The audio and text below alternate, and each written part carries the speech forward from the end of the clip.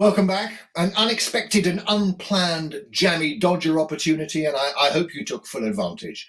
Our last session today is another conversation, this time with the Shadow Secretary of State for Housing.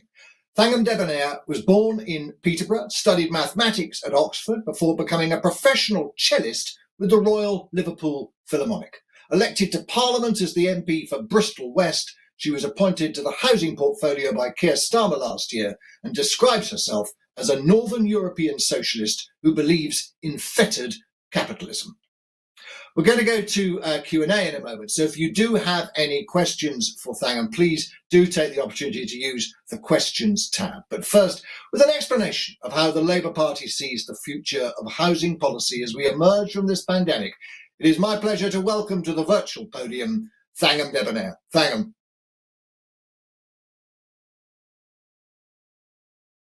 Thank you. And as always, I was just about to fail to find the unmute button.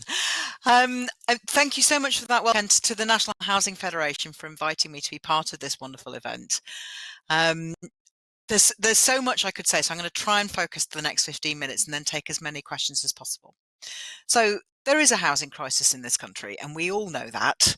And the COVID crisis that we're gradually coming out of, hopefully soon, please, has exposed this housing crisis and it's made it worse. And we all know that too.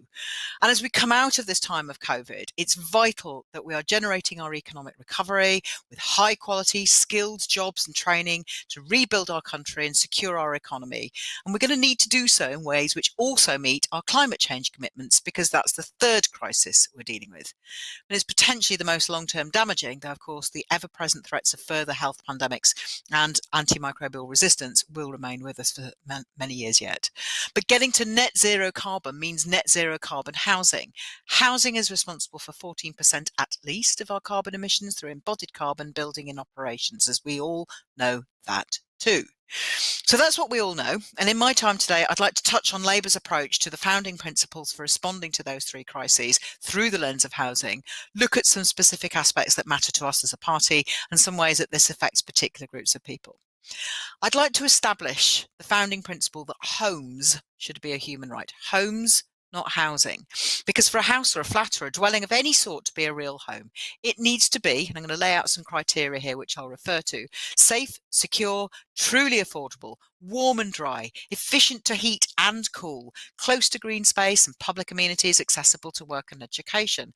Because if it isn't all of those things, albeit sometimes varying degrees, and my idea of close in a city centre of Bristol might not quite map onto rural Northumberland, but accessibility principle still stands. If it isn't all of these things, then it isn't a home. And we need homes. Homes in the rented and the owned sector. The rented, by rented I mean the private and the council and the housing association sectors, which are all of these things which can enable people to live good lives, healthy lives, where they can fulfil our true potential, because that benefits us all. And in this, the members of the National Housing Federation, the social housing sector, have such a critical role to play, both as an example to other parts of the housing sector and also as a provider. And I know you heard from the Secretary of State this morning. The first thing I'd say is that I'd like to see more stability of ministerial responsibilities in the department for housing and homes. I'm afraid it's often one of those departments where ministers come and go frequently, and I make no political point there. I think that's been true for many governments. I'd really like a strong commitment to sustained ministerial leadership, recognising that, of course, events happen. And I'm determined to try and stay in this role for as long as I can. To recognise some of the things which government has worked with you and with councils and homelessness organisations and others across the country to try and make housing a human right in the last year, the COVID year. Just bring up a few examples. And for instance, let's start with the Everyone In initiative. That was to get rough sleepers off the street this time next year, last year, more or less to the day, and into accommodation with support to help them maintain that move after the initial crisis ended. Now, some of that has stayed, and that is, everyone should applaud that. But I'm afraid a lot of it hasn't. It's to everyone's credit that we are at a lower net numbers of rough sleepers now than a year ago, and that's part of making homes a human right. But it's still not a reality for thousands of people either back on the streets, newly on the streets, or in temporary accommodation. Some of them have been there for years. Some of them have been living in truly appalling conditions, which fulfill very few of my criteria for making a house a home. And we've had the evictions ban, well, several versions of it throughout the last 12 months. And again, I'm glad the government listened to Labour's call for that a year ago, made by my wonderful predecessor, John Healey. But unfortunately, we didn't have any attempt to deal with the underlying problems that were leading to the need for an evictions ban. The chronic shortage of truly affordable homes, rents in parts of the country and the private rented sector that are way too high for people to be able to save a buffer to deal with catastrophic drops in income or to be covered by the local housing allowance. We didn't have a reform, which had been promised in the government's election manifesto and Queen's speech, of the rights for renters, to include having better security of tenure in the private rented sector. Now, I know the Secretary of State mentioned this bill, the Renters Reforms Bill, this morning, and his presentation to you all, and I do hope that it makes an appearance in the coming Queen's speech. I'll certainly be calling for that, and an early appearance at the dispatch box in the House of Commons. But we could at least, in the last year, have abolished or temporarily suspended Section 21 of the Housing Act to help give tenants some extra protection at the time of stress and worry. That's something that Labour's been calling for, and we will continue to call for.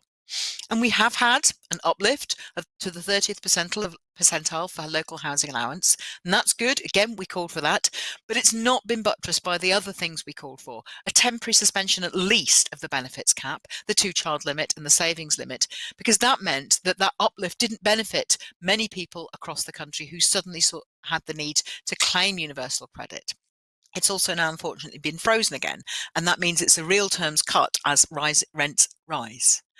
And more recently, we've had a government move to recognise the difficulties for first-time buyers with the announcement of the 95% mortgages. And I think it's interesting that lenders don't seem to be jumping up and down to take that up, but in any case, it doesn't deal with the underlying problem, that of supply. If we're going to make up the shortfall of approximately 4.8 million homes at least, we will need more than tinkering around the edges. We will need the supply of homes to increase and at substantial pace, but that supply must be of affordable, climate resilient, well-built homes, fulfilling the criteria I set out above. That needs urgent attention to the skills and training needed to build and retrofit at speed and at high quality.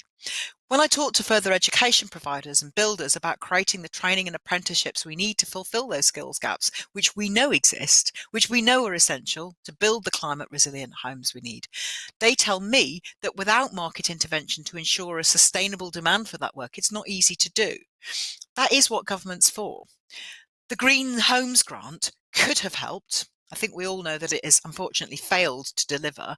I mean, perhaps that's bad timing. I know many of us, including myself, are not keen on having contractors in our homes when we aren't allowed to have our mums round, but it's still failed and it needs to succeed. We all need it to succeed, and in the Labour Party, we want it to succeed.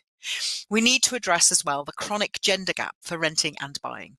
Men are the majority of rough sleepers, but women are the majority of statutorily homeless people, mostly single parents, with domestic violence a major cause, but the lack of affordable accommodation a major cause of domestic abuse victims returning to an abuser. Housing's a real factor here.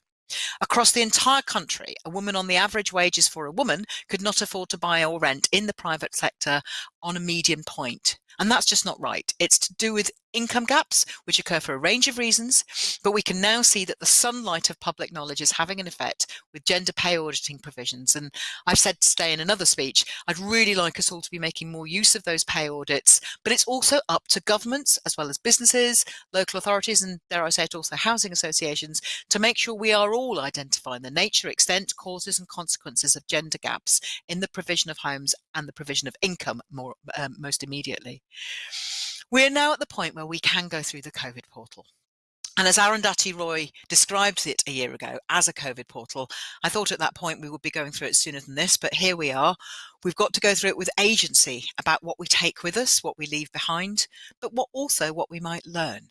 I won't go into the detail of how COVID exposed those inequalities in housing and income and so on, because we all on this call know about them, but it has made it worse. And many people have used the rapid development of the COVID vaccine, to show what can be done if we decide we're going to prioritise something, and said, why don't we do that with housing? Now, I love the vaccine, don't get me wrong, I am getting my first dose this weekend, everybody should. But it didn't just come out of nowhere. We prioritised it as a nation, but on the back of 2 decades of patient, careful work by scientists, working away, often without any public recognition. And we need our existing knowledge of housing and the skills that are there to solve our housing crisis, as well as prioritising it with urgency, which I would also like the government to do. That's one of the things the Labour Party is calling for. So, as we come out of this crisis to draw to a close, there are urgent tasks to make housing a human right. We need to build and retrofit high quality, truly affordable homes to buy and rent. We need to create the training and apprenticeship structures, work with education providers, businesses, and others to make those market conditions sustainable. We need to make council and social housing a priority. But it can't be the only priority. People will still want to buy their own home. And there's an issue of justice and inequality if we have a default setting that some people get to have economic wealth tied up in property, which helps them with their housing costs in older age, and other people don't. We at least need to talk about how we're going to manage that equity. Within that, we also need to work out how we're going to have mixed tenure living, which I'm personally in favour of, because for very many reasons, community cohesion and so on, I think is a good way of living and should include provision for older age, housing that is flexible in quality, in shape and design and purpose, as well as in tenure. My colleagues and I in the Labour Party across the country, in councils, as mayors and in Parliament, we want to work with you to fix the broken housing system. We want to fix our economy and rebuild our country. We want to do so in a way which learns the lessons of COVID, which tackles the climate crisis and ends the chronic inequality in homes of quality once and for all. And I look forward to taking questions. Thank you.